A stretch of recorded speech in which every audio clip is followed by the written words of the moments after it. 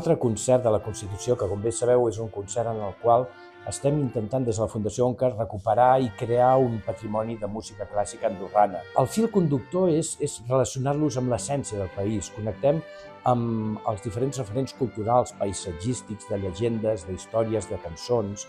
Han creat peces noves. Tenim compositors del país, com Antoni Gibert, que ha fet 2 poemes simfònics que s'estrenen i que formen part d'un grup de poemes simfònics. Després també tenim en Lluís Cartes, que aquesta no és una nova estrena, ja s'ha tocat, però s'amplia perquè s'ha tocat en versió de cambra i es tocarà en versió ja orquestral.